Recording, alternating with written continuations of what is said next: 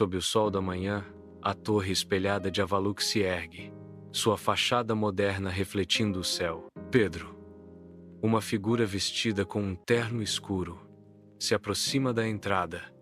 Sua expressão, uma máscara de determinação. Seus passos vacilam ligeiramente quando ele se aproxima da estrutura imponente, o peso do pacto iminente e pesado em seus ombros.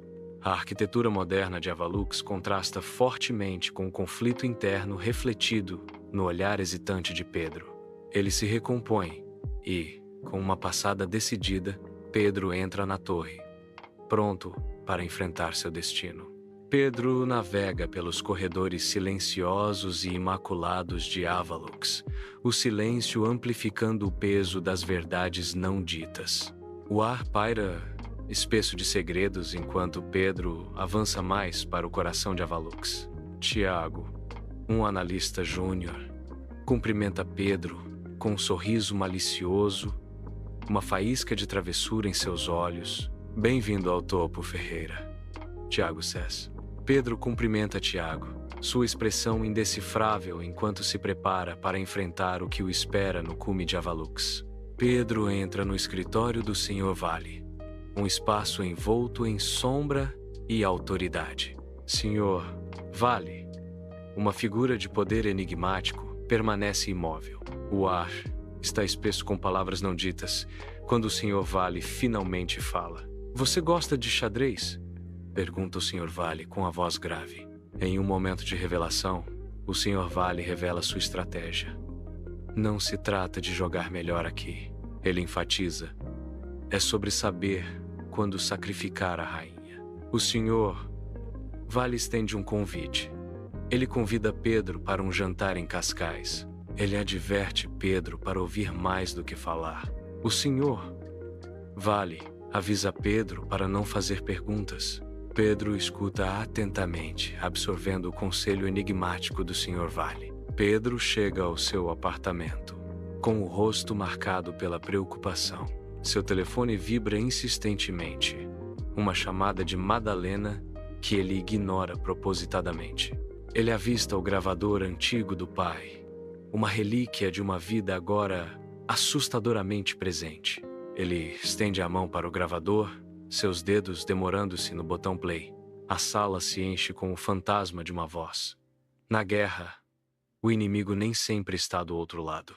Às vezes, ele usa nosso uniforme, fala nossa língua e mata, lentamente, com promessas.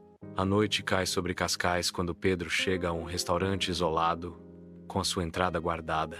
Ele é conduzido pela entrada guardada, entrando em um mundo de exclusividade silenciosa. Dentro da sala privada, os chefes de poder se reúnem. Lá dentro, ele encontra um político, 2 banqueiros e uma mulher misteriosa. Na elegância silenciosa de uma sala privada em Cascais, Pedro encontra Lara. A iluminação suave dança sobre superfícies polidas.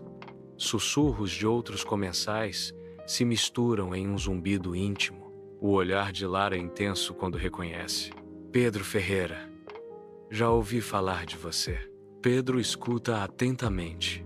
Sua expressão uma mistura de curiosidade e cautela. O quarto está silencioso. O ar espesso de expectativa tácita.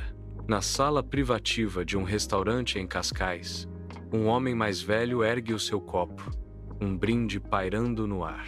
Pedro levanta o copo, o rosto mascarado por uma batalha de consciência. A voz do homem mais velho corta o ar. Aqueles que sabem guardar segredos. Uma pausa tensa enquanto o peso das palavras não ditas preenche a sala. O homem mais velho termina sua torrada. E para aqueles que sabem como lucrar com elas. Pedro entra em seu apartamento. O zumbido fraco da cidade, o único som. O homem que só vive para o lucro já está morto por dentro. As palavras do pai de Pedro ressoam. Ele se deita. O silêncio amplificando seu desconforto. O sono o ilude enquanto as palavras de seu pai ecoam implacavelmente. Um novo amanhecer surge em Avalux, mas um ar de mistério paira pesado. Na mesa de Pedro aparece um envelope branco e austero, com uma mensagem enigmática. Parabéns. Aguarde instruções. Uma onda de compreensão invade Pedro quando ele percebe que este não é o fim, mas o começo. Ele entende que o jogo apenas começou. Dentro dos limites estéreis da sala 7B, Pedro está em pé, com um ar de incerteza sobre ele. Tiago está por perto, sua presença irradiando uma tensão palpável. A sala está silenciosa, exceto pela forte expectativa do que está por vir. As palavras de Tiago cortam o silêncio. Hoje vai sair do prédio para aprender a calar-te. Os olhos de Pedro se arregalam ligeiramente enquanto ele ouve as palavras de Tiago. A ameaça paira pesada no ar, uma promessa de lições duras a serem aprendidas. No escritório de Henrique Nogueira, Pedro e Tiago encontram-se com Nogueira, o ar espesso com exigências não ditas. Henrique Nogueira sonda Pedro com uma pergunta inesperada. Você gosta de filosofia, Pedro? Pedro responde, com foco inabalável. Mais ética aplicada. Nogueira recua, seu olhar se endurecendo quando ele retruca. Então você está no lugar errado. Pedro e Tiago trocam um olhar, o peso das palavras de Nogueira pairando no ar. A conversa muda. A necessidade de garantias políticas agora é uma exigência inegável. Dentro do elevador Avalux, Pedro e Tiago encontram Lara, o ar espesso de antecipação tácita. A voz de Lara corta o silêncio, sua pergunta pairando no ar. Como foi a aula de filosofia? Pedro responde, com suas palavras cheias de ambiguidade. O professor é carismático, mas o conteúdo, escorregadio. Os lábios de Lara se curvam em um sorriso cúmplice, seus olhos brilhando com diversão enquanto ela responde. Boa resposta. No escritório sombrio da Avalux, Pedro descobre um bilhete manuscrito misterioso em sua mesa. A mensagem enigmática do bilhete sugere um envolvimento mais profundo. Sábado, 22:0. Quinta, em Sintra. Vá com o Tiago. Não leve telemóvel. Pedro percebe que a teia do sistema está se fechando ao seu redor, atraindo-o para as suas profundezas desconhecidas. Sua expressão se escurece quando ele entende todas as implicações de seu envolvimento.